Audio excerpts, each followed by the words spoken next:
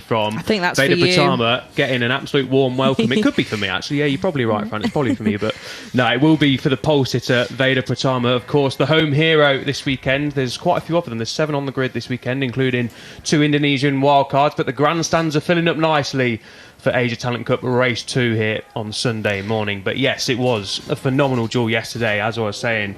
Pratama on pole by 1 point in P9 as well did Takahira. So an important race coming up in terms of the title race for sure. Of course, Pratama. Excited for this one, Fran. It's time to run through the starting grid. So it is Pratama on pole position from Ozawa and Odaki. Fuetizan, Mitani, Siadan and Putra. And then we've got Wan Moon, Al Sahuti, another rider looking for a bit more. Melandri, Darwisi, Fadilla and Russo. These. Ramadito is another Indonesian wildcard starting on Rose's first race of today. There they are, the lights are on and they go out, and it looks like a decent start once again from pole position for Pratama on the number 7 machine. The number 20 of Fuetizan also gets away well on the number 20. Number 14 of Odaki didn't get away too well. Ozawa didn't get away too well either from the front row. The number 21 machine, watch out for him. But Pratama, look at his lead. Round turn 1 he goes. He's already got 5 bike lengths chase. They have indeed. So Odaki already looking a little bit impatient there. You can throw a pretty good start off the line and then lost out quite a lot. So he's got a little bit of work to do there. You can see in the graphics down in 6th. So a little bit of work. To P2 straight away, the number 14 rider. Yes, it is. You can see Pratama getting away already. What is it through the second split? Pratama, he's up to second already. So it's a good start from Odaki, but he knows that he needs to bridge that gap immediately or Pratama could be racing away with this. Yeah, that is more of a question mark. So the race is on them for the number 14 to try and cut that gap. He's on the opening lap for Pratama. What an opening lap it has been for the Indonesian on home soil. Of course, exactly what the number 7 would have ordered this morning and would have wanted this morning. It's going to be interesting on these opening couple of laps, especially on lap 2, to see if Pratama can continue to stretch his lead. He's in his way. Who's that getting a great slipstream? I think it's Ozawa, the number 21, up the inside of Fuetizan, and that's Ogiwara on the 16. He had yesterday, but he is certainly, and we've got a crasher there in the background sliding out. Looks like rider pretty okay there at Buriram. So we rejoin the fight at the front then, and we can see the number 14 of Odaki holding strong in second, but not really difficult. So Odaki needs to cut that gap in the next couple of laps if he's stand any chance of trying to catch Pratama out in the race lead. But he has gaps. Yeah, let's see then what Odaki's got, because Pratama as well, he's not going to slow down. You can see there, fastest lap. So it's not just that Odaki moment then. We've got Pratama, Odaki, and then this little duel, and then we've got this big group there, headed now by Marianus Nicholas. 3. I thought you said 1.4 then. No, not My brain quite. just had a bit of a pause. But yeah, it's definitely... Oh, and then a big mistake then from the number 14. He's dropped back into that battle then. He's now battling with that. No, I think that may be game over in Eamon Odaki's mission to try and make this another late race duel, because that's a lot. Totally brilliant that was though. So Odaki is through then, and he's back into that second place, and we've got a crasher then. Raycat Fadilla sadly crashing out. You can see rider up okay on his feet there, and I think he'd also had a pride again and tell them. No, absolutely. So yeah, it's just another incredible masterclass so far then from Pratama. Great stuff.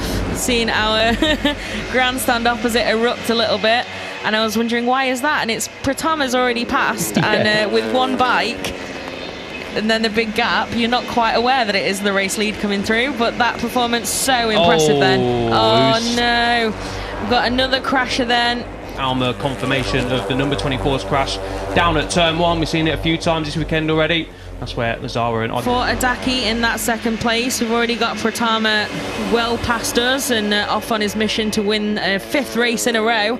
But Odaki then back in a pretty safe second place at the moment, but needs to just keep it calm now and not make any of those mistakes that we saw a few laps ago, and make sure at least that you can take those 20 points.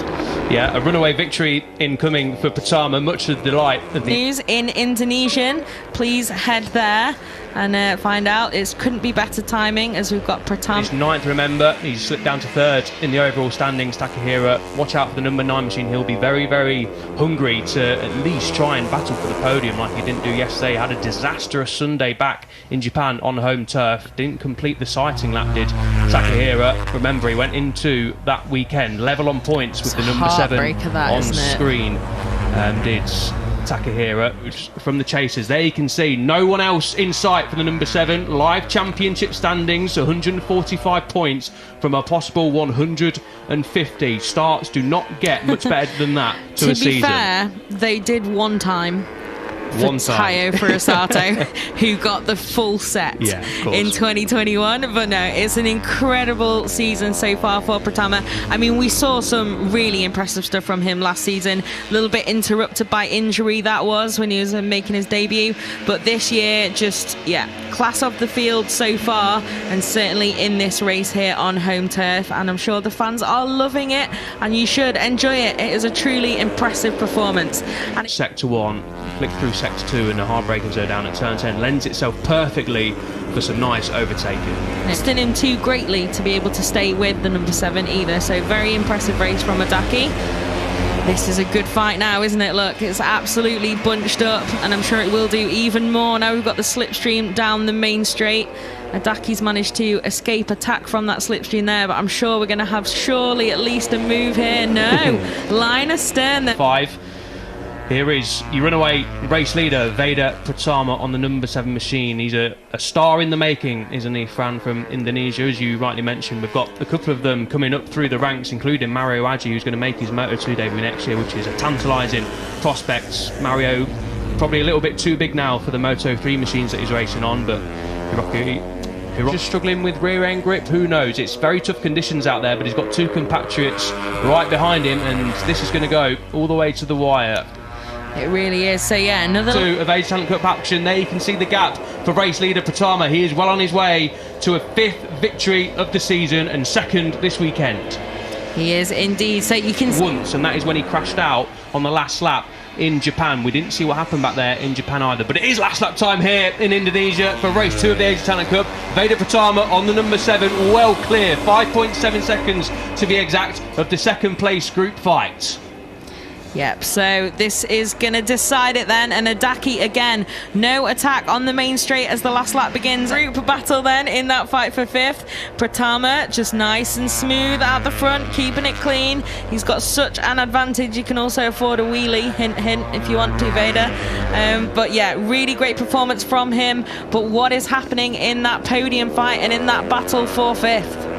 Pratama then rounds turn 16 and rounds turn 17. Nice and cleanly done. What a race, what a weekend for the Indonesian. Perfection again from Pratama here in Mandalika. What's happening in the group behind? We watch Pratama over the line celebrating. What's happening with the 2nd place fight? Matani crosses the line in 2nd place. Adaki claims 3rd, and it's Ogiwara in 4th place. Let's hope we get a replay of what happened there in the last section. I'm sure there was a little bit of argy-bargy, but it is around the world as well who is Indonesian and supports the Indonesians. Veda Pratama, a star in the making. I hope we do get a replay of what happened in the 2nd place fight. Matani eventually winning out on the number 2. 5.9 seconds was the disadvantage to the race winner. Adaki just missing out on P2 by 17 1,000ths of a second. How close do you like it? And Ogiwara also a close 4th, just missing out on the podium after his crash down today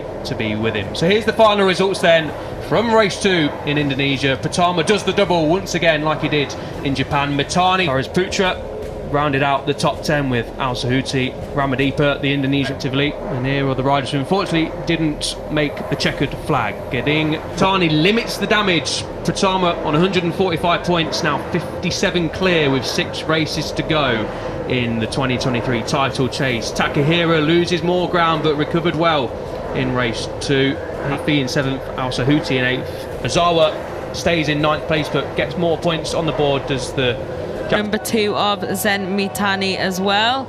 And your winner, your home hero, your superstar of Indonesia, Rufi. A nice double set from his home round here on Lombok, Veda Pratama.